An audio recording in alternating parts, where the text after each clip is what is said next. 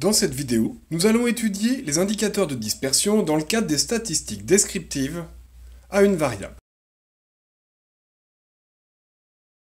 Nous allons partager cette étude en deux. Dans une vidéo ultérieure, nous avons vu comment étudier un indicateur de position. Et il y en avait deux. Il y avait d'un côté la moyenne et de l'autre côté la médiane. Servait à situer une série statistique. Maintenant, ce qui nous intéresse, c'est d'être capable de vérifier que l'ensemble des valeurs sont soit homogènes, toutes rapprochées autour d'un point, soit écartées, c'est-à-dire hétérogènes. Donc lorsque l'on parle de la moyenne, ce qui va avec la moyenne, pour parler de dispersion, c'est l'écart-type. C'est la dispersion des valeurs d'une série statistique autour de la moyenne. Imaginons des notes. À l'aide des outils numériques, je peux calculer la moyenne et j'obtiens une moyenne de 12,92 et un écart-type de 2,65. Je reprends une autre série de valeurs et encore des notes. Et là, je calcule la moyenne à l'aide d'un outil numérique et j'obtiens une moyenne de 12,9 et un écart-type de 3,69.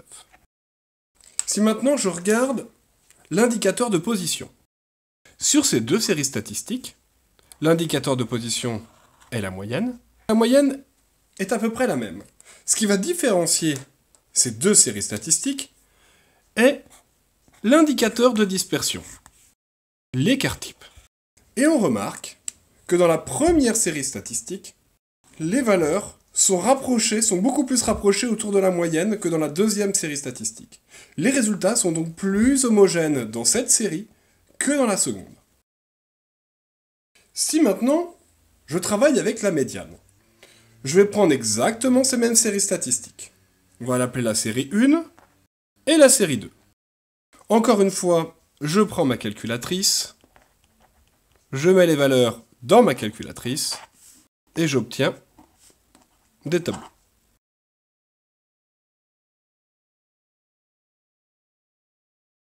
On va essayer de comprendre un petit peu ces tableaux.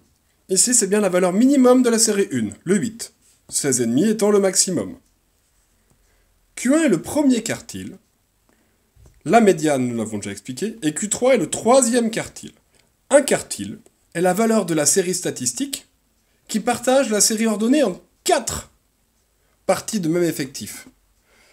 Je partage en 4 parties de même effectif, où à chaque fois je vais avoir 25%, et les indicateurs statistiques sont d'abord la médiane que nous connaissons, qui divise notre série statistique ordonnée en 2 parties de même effectif, et il va y avoir le premier quartile et le troisième quartile, parce que le deuxième quartile est la médiane.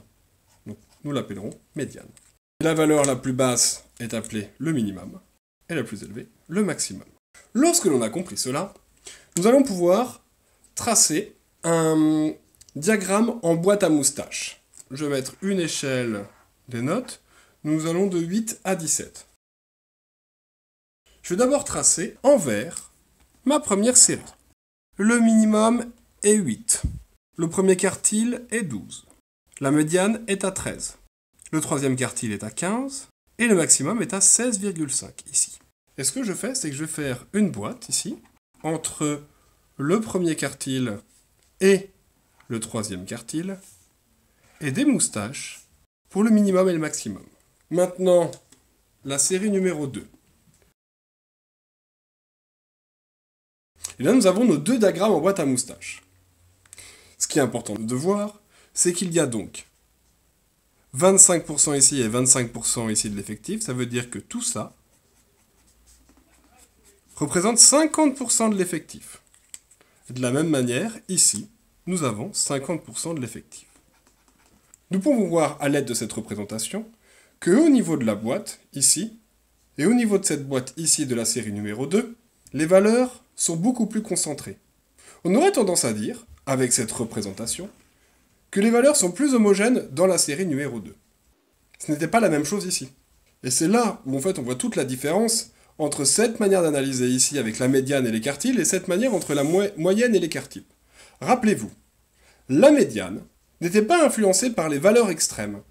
Lorsqu'on étudie avec une médiane, nous faisons le diagramme en boîte à moustaches et on considère lors de l'analyse que ces valeurs au niveau des moustaches peuvent être considérées comme marginales.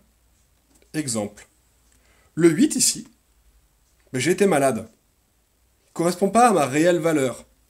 Ma réelle valeur serait située ici. Et ici, le 16,5 alors. Le 16,5, je me suis mis enfin à travailler une seule fois ponctuellement. Mais est-ce que c'est mon réel niveau? Non, mon réel niveau se situe plutôt ici. Généralement, mes notes sont situées ici. 50% de mes notes sont situées là. De la même manière ici. On voit d'ailleurs dans la série numéro 2 que les notes sont plus rapprochées. Est-ce que l'on va pouvoir maintenant étudier en plus ces deux indicateurs, qui vont être des indicateurs de dispersion, l'étendue et l'écart interquartile. Pour calculer l'étendue, l'ensemble des valeurs, c'est donc le maximum moins le minimum. Et l'écart interquartile, c'est justement les valeurs que l'on considère importantes, qui sont celles qui sont dans la boîte, et pour les calculer, nous allons avoir Q3 moins Q1. Ainsi, pour calculer l'écart interquartile de la série numéro 1, je vais faire Q3 moins Q1. Je vais donc avoir un écart interquartile de 3. Et dans la deuxième série, Q3 moins Q1 me donne 14,5 moins 13, 1,5. Et nous voyons bien, de toute manière nous le voyons ici, que cette partie-là, l'écart interquartile, est plus petite dans la deuxième série que dans la première série. Voilà, c'est tout pour cette vidéo.